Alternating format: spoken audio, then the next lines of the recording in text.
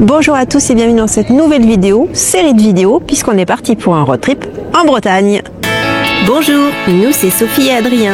On te partage ici tous nos road trips avec nos deux enfants à bord de notre Rapido de 2007. Alors bienvenue.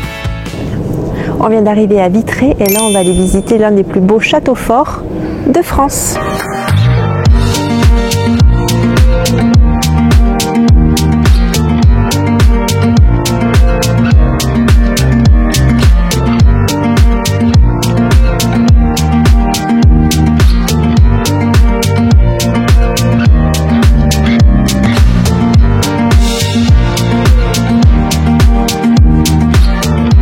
Le château de Vitré n'est pas meublé, il est complètement vide. Par contre, il est en état de conservation impeccable, c'est magnifique. Et donc à l'intérieur, ils ont fait un musée. Et il faut compter à peu près pour la visite moins de 20 €, sachant que nous on a pris le jeu d'enquête, donc c'est plus cher, à 4 personnes. Donc moins de 20 €, jeu d'enquête compris, c'est vraiment correct.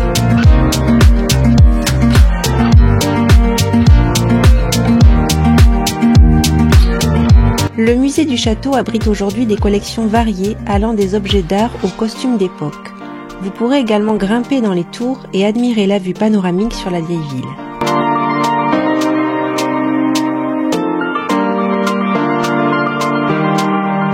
On vous conseille fortement la visite, le château est magnifique, il y a même des ambiances sonores, vous entendez.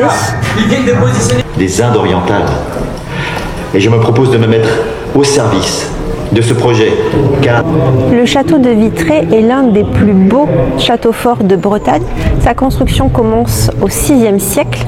Aujourd'hui, il abrite un musée avec les collections de la ville et l'histoire du château. On retrouve aussi à l'intérieur de ce musée un étage consacré à Pierre Malherbe, qui est le premier explorateur français à avoir fait le tour du monde par voie terrestre.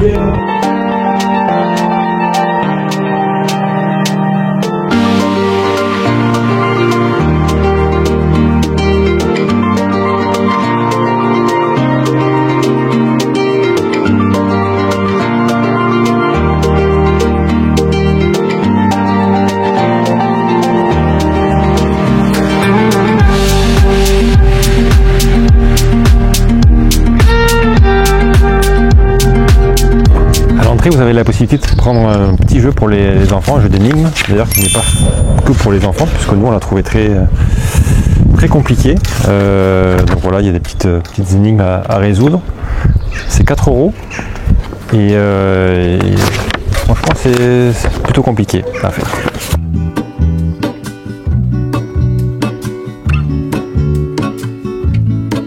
There is a life I lead in this city. Hurrying to cup my tea. I can take what I need to get by. It doesn't make it easy. The other piece of my heart moves slow. Somewhere in the great. Le village est vraiment magnifique. Malheureusement, on est venu dimanche et tout est fermé. Pas de chance. When I return from the afterglow, will you carry me like I am whole again? Devant l'extrême saleté de ce pare-brise, nous avons préféré interrompre momentanément cette séquence afin de préserver vos rétines. En attendant, voici un interlude consacré au nettoyage de vitres. Dans son environnement naturel, le nettoyeur de pare-brise entre en transe. Chaque geste, chaque frottement répond à un instinct millénaire. Bien, reprenons.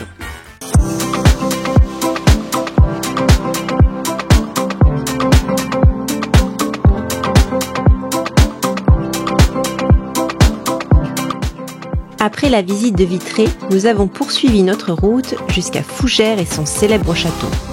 Fougères n'étant qu'à quelques kilomètres de Vitré, il aurait été dommage de s'en priver.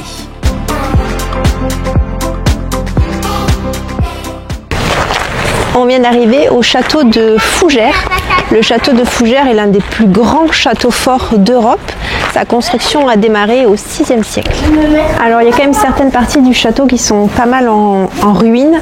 Pour les enfants, c'est pas forcément terrible. Donc dans le billet est compris l'audio guide qui explique mieux pour les enfants. Il y a un programme adulte, un programme enfant avec des mots adaptés à leur âge, surtout s'ils ont moins de 10 ans.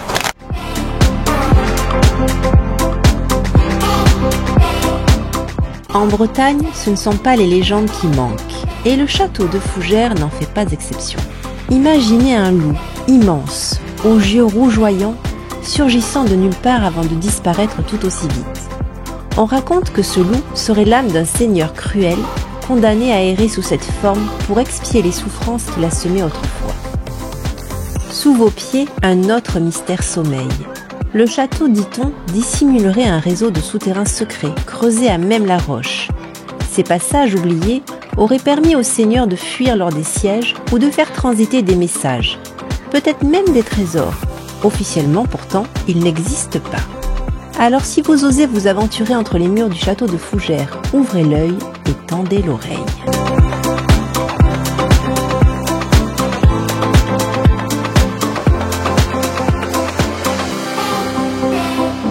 Alors le château est un véritable labyrinthe, il faut quand même compter bien 1 heure, 1 heure et demie pour pouvoir tout voir. C'est plutôt bien expliqué, il y a pas mal de petits films qui expliquent, qui retracent l'histoire du château et qui expliquent aussi comment ça se déroulait au Moyen-Âge. Donc pour les enfants c'est bien, les films ils comprennent mieux, parce que l'audio guide ça va 5 minutes, après ça les saoule. Qu'est-ce que tu en penses toi? Du château? Du château et par rapport à la visite pour les enfants quoi. Bah, très bien, ça paraissait rapide à faire, mais en fait c'est pas si rapide que ça à visiter. Oui, c'est ce qu'elle nous avait dit à la caisse. On est arrivé un petit peu... Non, c'est bien fait, il y a de quoi voir. C'est plutôt bien conservé aussi pour un château aussi vieux.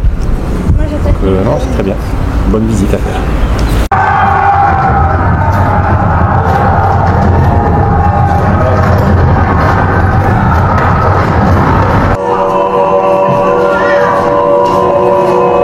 Alors il faut savoir que ce château a défendu pendant des siècles les frontières du duché de Bretagne.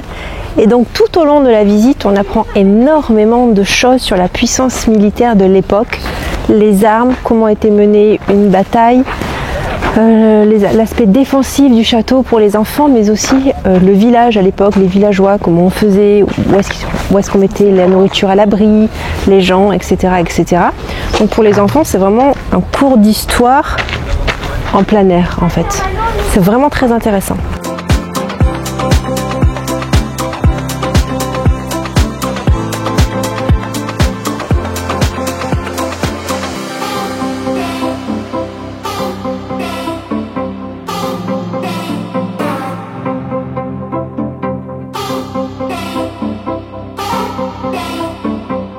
Alors pour ceux qui viendraient découvrir la ville comme nous, on vous conseille de faire un petit sentier là qui longe le rempart.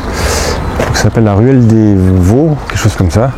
C'est plutôt chouette, il y a un parc juste en contrebas là, qui est plutôt joli. Voilà, donc c'est pas hyper bien indiqué, mais en tout cas nous on l'a trouvé, c'est vraiment sympa à faire comme balade.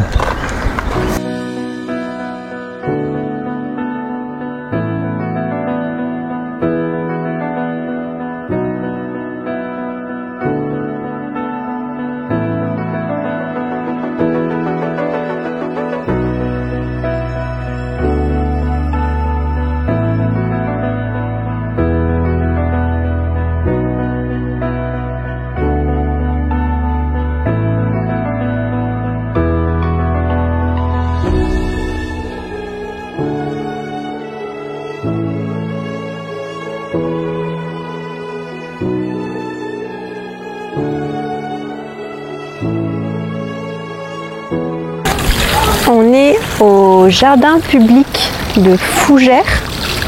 C'est absolument magnifique. En plus là avec le printemps, puisqu'on est en avril, tout est fleuri. Ah, ça sent super bon. Vraiment, si vous venez à Fougères, ne loupez pas le jardin public parce qu'en plus il y a une magnifique vue panoramique sur le château.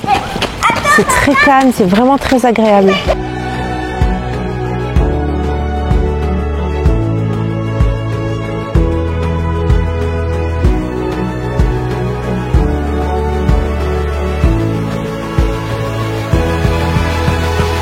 Regardez la belle vue panoramique du château, du jardin public. Et alors, personnellement, je trouve que cette vue fait penser à un célèbre film. Voyons si vous avez la ref.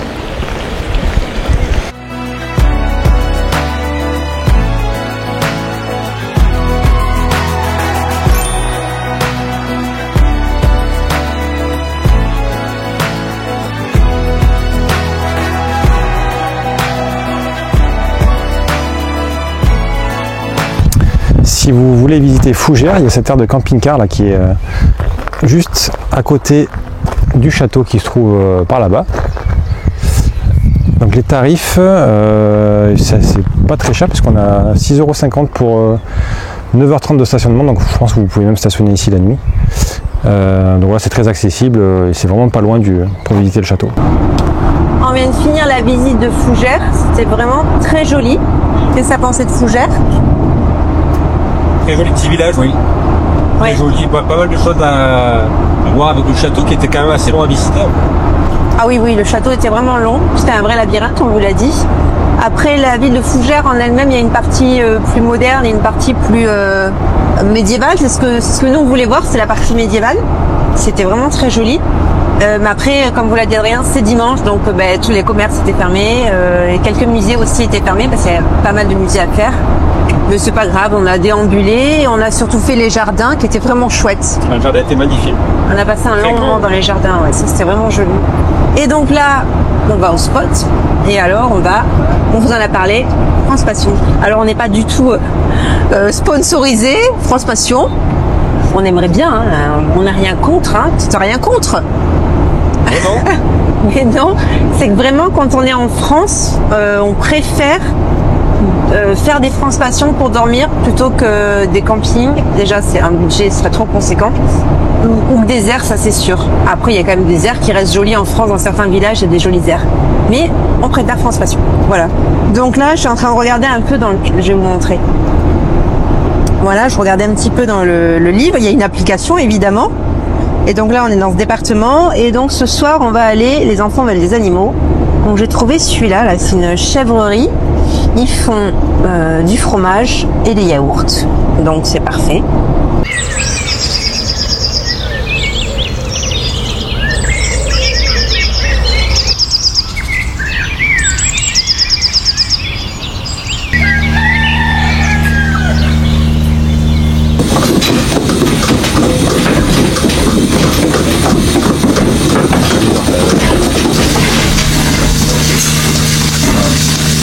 Et bonjour, hier on vous a laissé, on venait d'arriver sur notre spot France Passion, donc je vous avais dit c'était une chèvrerie. Regardez. Les voisines. Donc voilà, donc là ce matin on est venu visiter un petit peu la chèvrerie pour les enfants. Là on voit les petits chevreaux, ils ont 7 semaines. Et puis on attend le monsieur. Ah oui, tu veux téter toi, hein? Oh oui, t'as oula, ta tête. Oula. Regarde, ça fait pas mal, tu vois, elle a pas les dents. Moi quand même, je récupère mon doigt, hein. Je le récupère. Donc on va aller voir un petit peu les produits qu'ils font, on va aller visiter. On a vu un peu la traite ce matin, on va pas filmer la traite parce qu'on voulait pas... Un tout petit peu j'ai filmé, mais après on va regarder. C'est un petit gâteau. Donc là on va aller voir les produits qu'ils font et c'est attention.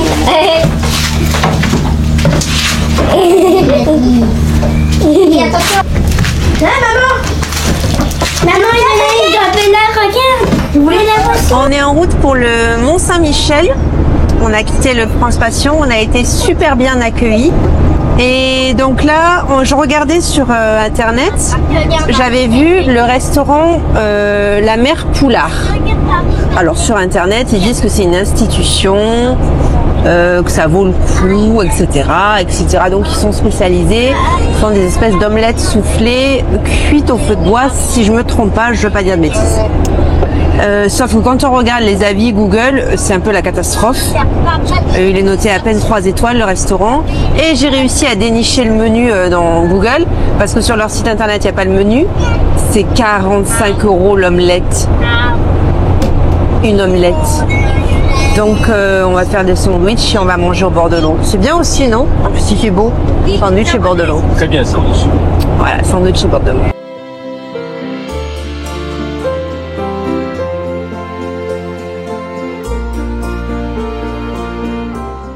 Posé entre ciel et mer, à la frontière de la Bretagne et de la Normandie, le mont Saint-Michel surgit comme une vision. Une île rocheuse couronnée par une abbaye vertigineuse, battue par les vents et encerclée par les marées les plus rapides d'Europe. On dit qu'ici, le temps se plie à la pierre et que les légendes s'accrochent aux murs comme le lichen sur les vieilles tours. Ce lieu, à la fois spirituel, stratégique et fascinant, à traverser les siècles sans jamais perdre son pouvoir d'attraction.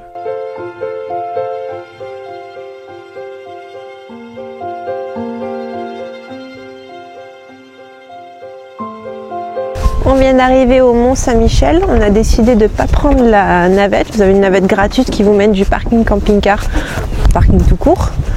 On a à peu près, ils disent 35 minutes de marche. C'est à peu près ce qu'on a mis, 35-40 minutes de marche. C'est assez facile, aucun souci, mais avec les enfants. Et au moins c'est super beau parce qu'on a la vue sur le mont qui grossit petit à petit. Et après là vous voyez sur les prés salés, c'est absolument magnifique, on a un beau temps, c'est bien dégagé, c'est sublime.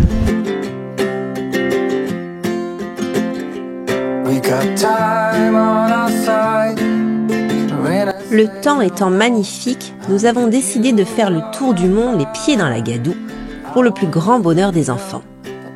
Ici, la mer remonte autour du Mont Saint-Michel à la vitesse d'un cheval au galop, disait Victor Hugo. En quelques minutes, l'île se transforme en forteresse cernée d'eau. De nombreux voyageurs imprudents s'y sont fait piéger au fil des siècles, croyant avoir le temps de traverser la baie à pied.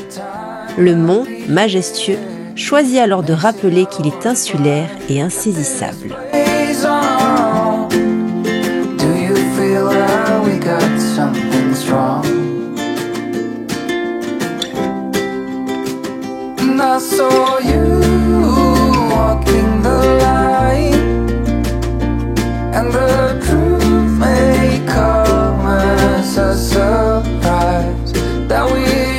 Il y a la marée qui est en train de remonter. Aujourd'hui, c'est un petit coefficient. Du coup, la dame à l'office du tourisme nous a dit qu'on ne verrait pas grand-chose malheureusement aujourd'hui.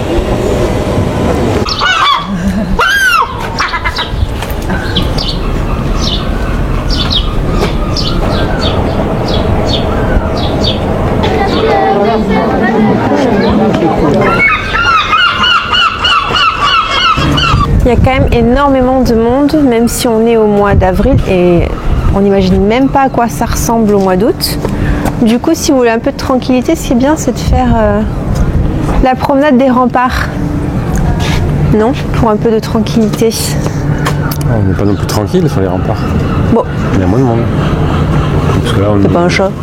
Si vous avez le temps, ne ratez pas la visite de l'abbaye. Certes, la foule s'y presse comme une fourmilière géante les jours de forte affluence, mais l'abbaye ne vous laissera pas de pierre. La fondation du Mont Saint-Michel repose sur une légende mystique. En 708, l'évêque Aubert d'Avranches aurait eu la vision de l'archange Michel en rêve. Celui-ci lui ordonne de construire une abbaye au sommet du mont. Mais Aubert hésite. Alors, selon la légende, Michel revient. Et pour bien se faire entendre, il lui brûle un trou dans le crâne avec son doigt. Un crâne percé que l'on peut encore voir aujourd'hui dans l'église Saint-Gervais d'Avranches. Voilà, la visite du Mont Saint-Michel se termine pour nous. Alors pour ma part, moi j'ai vraiment aimé le lieu. En plus les extérieurs en fait, avec la plage. Avec le tour, le tour du mont à pied. Ouais, toute la promenade qu'il y a à faire. Faut que je prenne un marche-pied. Qu'on vous conseille d'ailleurs, toute la marche autour du Mont Saint-Michel, ouais. Et oui. Après l'intérieur c'était un petit peu, bon il n'y a pas énormément de ruelles en fait, ça, on a vite fait le tour. Il y a une ruelle commerçante avec que des boutiques attrape avec vraiment ceux de la camelote. Ouais, l'intérieur c'était pas... Ouais. En tout cas les lieux sont vraiment magnifiques. Ah oui, les maisons à colombage, les façades des commerces, tout est très bien conservé, très bien entretenu, c'était sublime, les enseignes de magasins en fer forgé, non c'est sublime. L'abbaye aussi, l'abbaye, t'en as pensé quoi l'abbaye? Très joli aussi, ouais. Ah oui, l'abbaye c'est vraiment à faire, c'était pas trop cher, on a donc payé 26 €, donc c'était pour 2 adultes, les enfants c'était gratuit, moins de 18 ans il me semble que tu m'avais dit. Oui, en dessous de 18 ans, c'est gratuit. Ouais. Voilà, donc c'est pas très très cher non plus, et c'est vraiment à faire. On a mis une bonne heure quand même pour visiter l'abbaye, il y a pas mal de salles à visiter. L'abbaye, oui, est très grande, c'est plus grand quand on est dedans plutôt que l'extérieur. C'est vrai que l'extérieur, ça paraît un peu petit peut-être, mais on a mis du temps à la visiter. Ouais. Non, c'était magnifique, vraiment, on comprend pourquoi il y a des milliers de touristes qui viennent ici. On sort du parking là, et attention, le parking c'est 25 € pour les camping-cars. Voilà, l'addition est un peu salée. Beaucoup salé. Beauty in the Monday,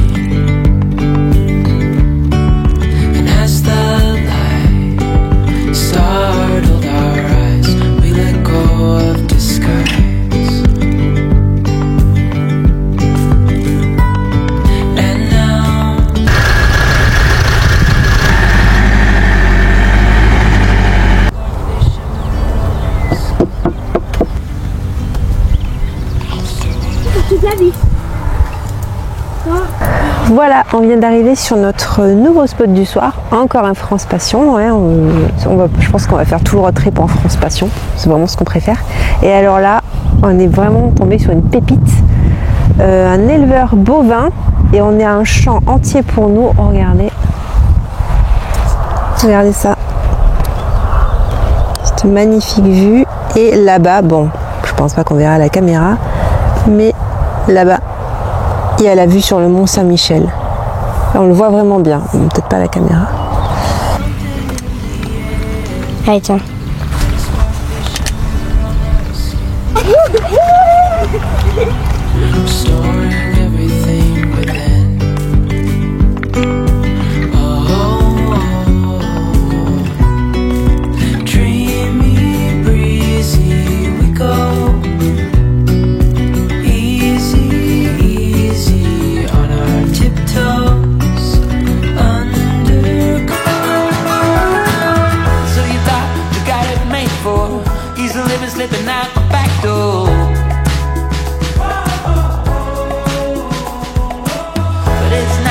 What you're made for, and there's nothing that is too late for.